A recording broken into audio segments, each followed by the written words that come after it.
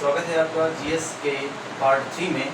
तो आज हम बताना चाहेंगे आपको कि पाषाण काल के बारे में, पाषाण काल का वर्गीकरण, और इसके माध्यम से आपको बताना चाहेंगे कि पाषाण काल को कितने भागों में बांटा गया है और ये समय काल कब से कब तक चला है, इसके बारे में हम चर्चा करेंगे।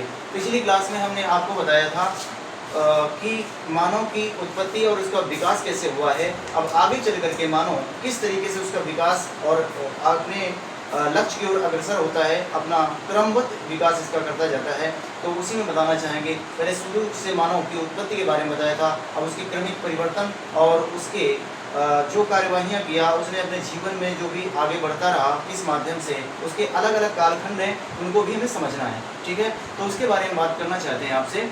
तो देखिएगा कि पाषाण काल, देखिए पाषाण काल जो है ना, देखो जो इतिहास है ना उसको हमने 3 भागों में डिवाइड किया था। कौन कौन से, उस बात को समझना है। जो इतिहास के हमने 3 भाग बताए थे, जैसे हमने बताया था प्रागैतिहासिक काल, प्रागैतिहासिक काल, अगला था आद्य ऐतिहासिक काल, आद्य ऐतिहासिक काल और ऐतिहासिक काल। ठीक है ना। अब इसी में हमने डिवाइडेशन किया इसका प्रागैतिहासिक काल का। ठीक है, तो प्रागैतिहासिक काल को हम लोग पाषाण काल के नाम से भी जानते हैं। पाषाण काल है ना, स्टोन एज पाषाण काल के नाम से जानते हैं। तो इसी पाषाण काल को कितने भागों में डिवाइड किया गया है, इस बात को समझना है। तो पाषाण काल को दोस्तों, पाषाण काल को ना 3 भागों में डिवाइड किया गया। कौन कौन से? सबसे पहले हम बात करते हैं पूरा पाषाण काल, है ना, पूरा पाषाण काल। इसके बाद क्या आया? मध्य पाषाण काल, मध्य पाषाण काल।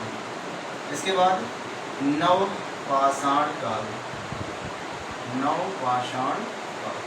इसको 3 भागों में डिवाइड किया गया।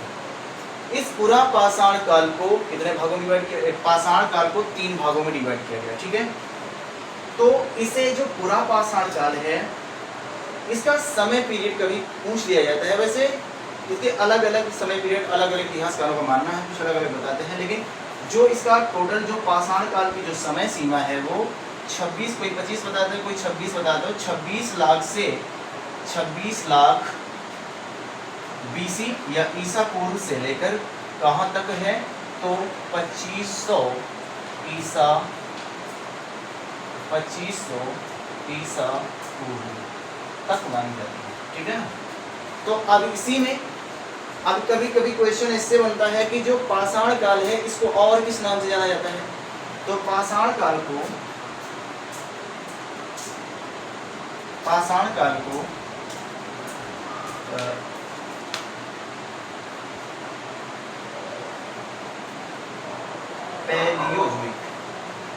पैलियोजोइक काल या पैलियोजोइक के नाम से, इसको मेसोजोइक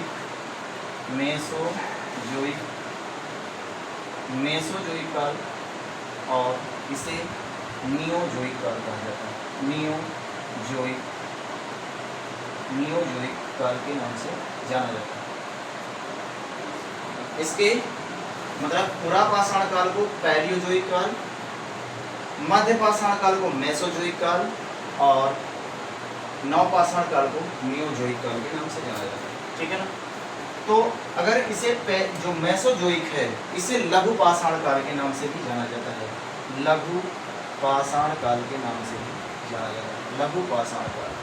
कभी कभी कुछ नहीं पूछते। ठीक है, आगे हम लोग बात करते हैं कि इनका जो क्लासिफिकेशन है, इस पूरा पाषाण काल को ना इसको भी 3 भागों में बांटा गया है। पूरा पाषाण काल को भी 3 भागों में बांटा गया। तो उसमें सबसे पहले क्या है भाई? निम्न पूरा पाषाण काल, निम्न पूरा पाषाण काल। इसके बाद इसका जो दूसरा पार्ट है उसे हम लोग बोलते हैं मध्य पूरा पाषाण काल, मध्य पूरा पाषाण काल, और इसके बाद आता है आपका उच्च पूरा पाषाण काल, उच्च पूरा पाषाण काल, उच्च पूरा पाषाण काल के नाम से जाना जाता है। मतलब जो पूरा पाषाण काल है इसको भी 3 भागों में डिवाइड किया गया, जिसमें हमने आपको बताया निम्न पूरा पाषाण काल, मध्य पूरा पाषाण काल और उच्च पूरा पाषाण काल। जो उच्च पूरा पाषाण काल है ना, इसी में होमो सेपियंस का उद्भव होता है। होमो सेपियंस जिसे हम आधुनिक मानव कहते हैं, होमो सेपियंस, या जिसे हम क्या बोलते हैं, आधुनिक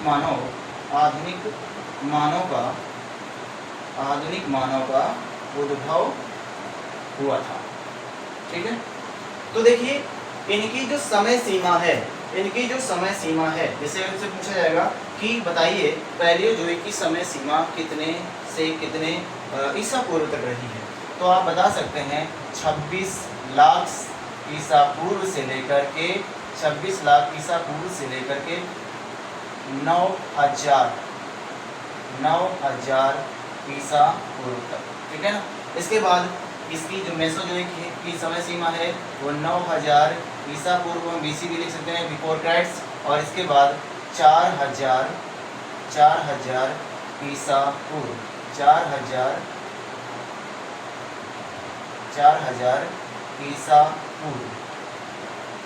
ईसा पूर्व मान लीजिए। ठीक है ना, 9000 ईसा पूर्व। ठीक है, 9000 ईसा पूर्व। ठीक है, और इसके बाद नियोजोइक की जो समय सीमा है वो 9000 BC से लेकर के 2500 BC तक मानी जाती है। अब ये जो 2500 BC है ना, इसी के बाद हमारा क्या चल रहा है, कहाँ कौन सा समय आ जाता है, 2500 BC हम लोग बात करते हैं आद्य ऐतिहासिक काल में। और आद्य ऐतिहासिक काल जो है ना, इसी के समय की जो हड़प्पा सभ्यता है वो मानी जाती है ना। जो आद्य ऐतिहासिक कालीन सभ्यता है उसे हम हड़प्पा सभ्यता के नाम से भी जाना जाता है। तो आद्य ऐतिहासिक काल यहाँ शुरू हो जाता है, और जो हड़प्पा सभ्यता की जो समय सीमा है वो हमने अभी बताया 2500 ईसा पूर्व से लेकर 1500 ईसा पूर्व माना जाता है। ठीक है, इसके बाद जो 1500 ईसा पूर्व से लेकर के वो 600 ईसा पूर्व में जो समय है वो वैदिक काल का समय माना जाता है। ठीक है, इस बात को आपको समझना है। तो हमने आपको बताया जो क्लासिफिकेशन हमने किया कि प्रागैतिहासिक काल या जो स्टोन एज है या पाषाण काल है उसको 3 भागों में बांटा, और जो पूरा पाषाण काल है उसको भी हमने 3 भागों में डिवाइड करके आपको बताया। ठीक है, अब आगे हम इसी में बात करते हैं कि अब ये बताइए कि प्रागैतिहासिक काल का पिता किसे कहा जाता है, और ये जो प्रागैतिहासिक काल है अर्थात पाषाण काल है, इसका मानव कैसे हुआ करता था और इसका रहन सहन कैसा था, इसका जीवन यापन कैसे था, यह अपना खाना मतलब कैसे खाना बदोशी जीवन जीता था। ये खाना बदोश था, मतलब घुमक्कड़ था, घूम घूम करके अपना जीवन निर्वाह करता था, शिकारी था, बर्बर था, असभ्य था। किस तरीके से इसको अपने भरण पोषण के लिए ही जानवरों की तरह चलता रहता था और अपने जीवन को मतलब भरण पोषण के लिए अपने ही भोजन के लिए भटकता रहता था एक जगह से दूसरी जगह तक। तो इसके साक्ष्य कहाँ से मिले हैं, इसकी क्या इंपॉर्टेंस है हमारे इस टॉपिक में, उसको बताना चाहेंगे। ठीक है, तो इसको आप नोट करके आगे हम बात करते हैं कि आगे प्रागैतिहासिक काल है उसका क्रमिक विकास किस तरह से हुआ उसको समझना है। ठीक है, देखिए जो प्रागैतिहासिक काल है इसका पिता आपसे पूछा जाता है किसे कहा जाता है, प्रागैतिहासिक काल का पिता किसे कहते हैं। सबसे पहले वो कौन सा व्यक्ति था जिसने प्रागैतिहासिक काल या पाषाण काल के बारे में सर्वप्रथम कौन सा ऐसा साक्ष्य निकाला जिसके माध्यम से हमने अर्थात इतिहासकारों ने उस व्यक्ति को क्या कहा है, प्रागैतिहासिक काल या पाषाण काल का पिता कहा है। प्रागैतिहासिक काल या पाषाण काल का पिता, फादर, जनक किसे कहा जाता है, रॉबर्ट ब्रूस फुट को कहा जाता है। प्रागैतिहासिक काल का पिता किसे कहा जाता है, रॉबर्ट ब्रूस फुट को कहा जाता है। क्यों कहा जाता है, क्यों कहा जाता है रॉबर्ट ब्रूस फुट को प्रागैतिहासिक काल का पिता क्यों कहते हैं। तो क्वेश्चन आता है कि भाई इसमें कुछ तो खासियत होगी, भाई किसी को फादर या जनक की संज्ञा क्यों दी गई, इसने कुछ तो खास किया होगा। इसने क्या किया था, साक्ष्य खोजा। साक्ष्य का मतलब जानते हैं ना, अवशेष। साक्ष्य कहाँ से खोजा? भारत में, दक्षिण भारत में एक जगह है, दक्षिण भारत के एक राज्य है तमिलनाडु के पल्लवरम नामक स्थान से, पल्लवरम नामक स्थान से हाथ की कुल्हाड़ी, हैंड एक्स, हाथ की कुल्हाड़ी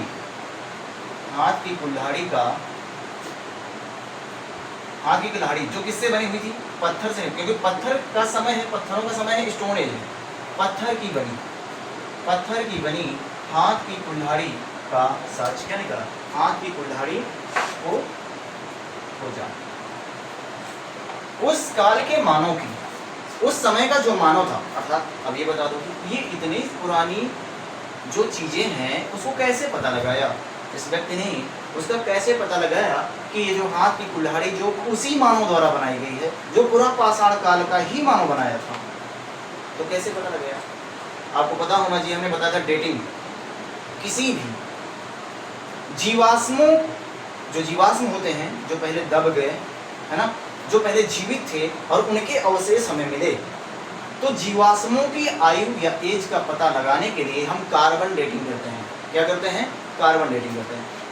और जो निर्जीव वस्तुएं हैं जैसे चट्टान, पहाड़, ब्रह्मांड, इमारतें और कुछ ऐसे जो चीज़ें, सिक्के, मतलब जो मृत चीज़ें हैं, जो निर्जीव चीज़ें हैं, इनकी आयु का पता हम किससे लगाते हैं? यूरेनियम 235 का प्रयोग करते हैं। इसका यूरेनियम 235 का प्रयोग करके लगाते हैं। ठीक है, तो इससे हमने ये पता लगाया, अर्थात हमने क्या, इस व्यक्ति ने, इस भाई साहब ने पता लगाया, रॉबर्ट ब्रूसफुट ने पता लगाया कि ये क्या है? पूरा पाषाण कालीन मानव द्वारा बनाया गया, हाथ से निर्मित, मतलब हाथ से ही बनाएगा, तो पत्थरों से बनी हुई, पत्थर से बनी हुई कुल्हाड़ी का साक्ष्य खोजा, जो कहाँ से खोजा? दक्षिण भारत के तमिलनाडु के पल्लवरम नामक स्थान से खोजा है।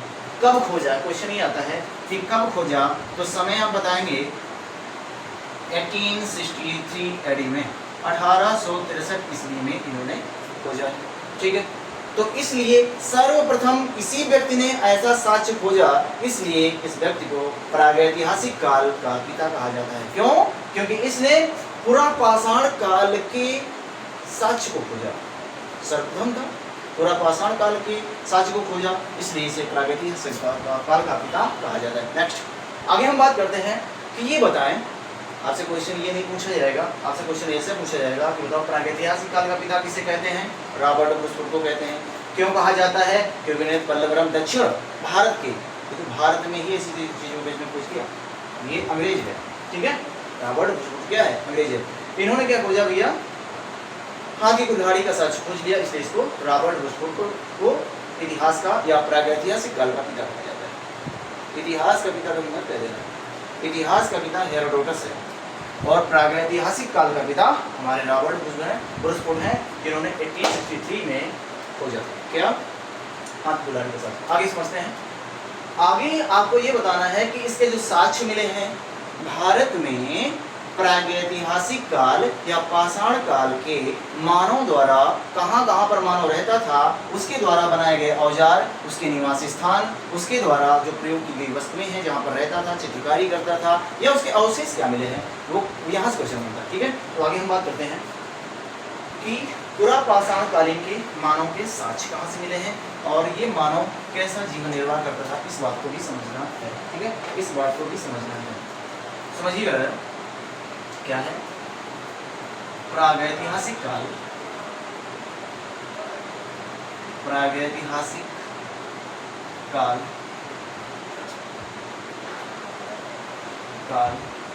के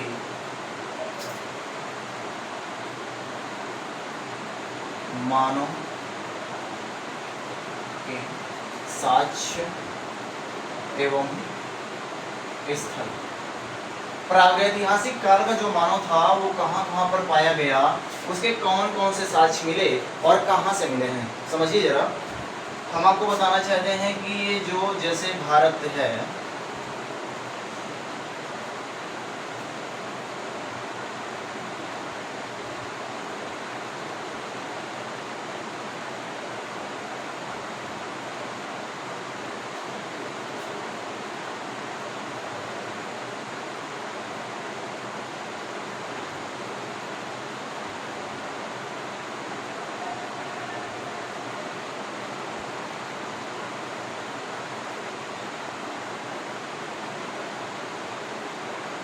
ठीक है, इंडिया को समझ आ रहा होगा, कुछ समझ सकते हैं कि किस तरीके से हमारा इंडिया है ना।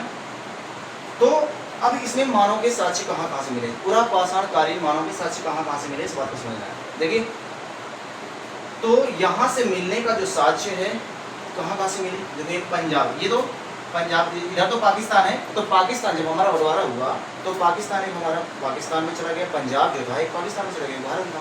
तो ये क्या है बच्चा, ये है पाकिस्तान, पाकिस्तान, ठीक है, पाकिस्तान हो गया। और ये तो भारत समझ रहे होगे, दिख रहा होगा आपको।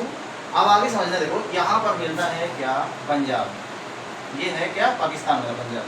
तो पाकिस्तान वाले पंजाब में सिंधु नदी की एक सहायक नदी है, इसकी सिंधु नदी, यहाँ पर है सिंधु नदी, देखो सिंधु नदी बहती है ना इस तरीके से, बाद में आकर इसके पाकिस्तान में बहती होती है, 80% लगभग भाग पाकिस्तान प्रयोग करता है सिंधु नदी का, ठीक है।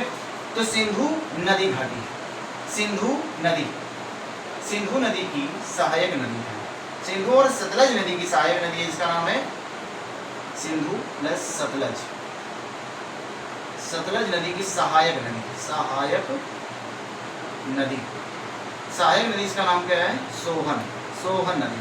और सोहन नदी घाटी, ठीक है ना, सोहन नदी घाटी से क्या मिलता है, सोहन नदी घाटी से हमें औजार मिलते हैं, सोहन नदी घाटी से हमें कौन से, पुरा पाषाण कालीन मानव के औजार मिलते हैं। और वो पुरा पाषाण कालीन जो मानव था वो कौन से औजारों का, कौन से हथियारों का, कौन से उपकरण का प्रयोग करता था, तो आपको समझना चाहिए कि यहाँ से वो क्या, कौन से, पेबुल, पेबुल, चापर, चापर, चापिंग, पेबुल, चापर, चापिंग, ये जो क्या है हथियार मिलते हैं उसको, ठीक है। कहाँ से मिलते हैं, पाकिस्तान के पंजाब के सोहन नदी घाटी से, जो कि कौन सी सहायक नदी है, सतलज और सिंधु की सहायक नदी सोहन नदी घाटी है, वहाँ से पेबुल, चापर और चापिंग।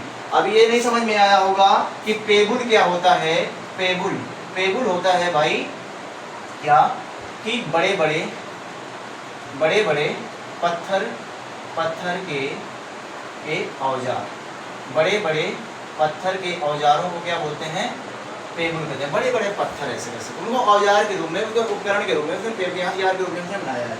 चापर क्या होता है, देखिए उतने समय कोई कंपनी तो थी नहीं, कि कोई धातु तो थी नहीं, पत्थर से ही मारा था, पत्थर पर पत्थर रगड़ दिया, फेंक दिया, तोड़ दिया, उसी से जो चापर की तरीके आकृति बन जाती है उसे क्या बोलते थे, चापर बोलते थे। तो पेबुल कुछ बड़े बड़े पत्थर हुआ करते थे, बड़े बड़े पत्थर हुआ करते थे।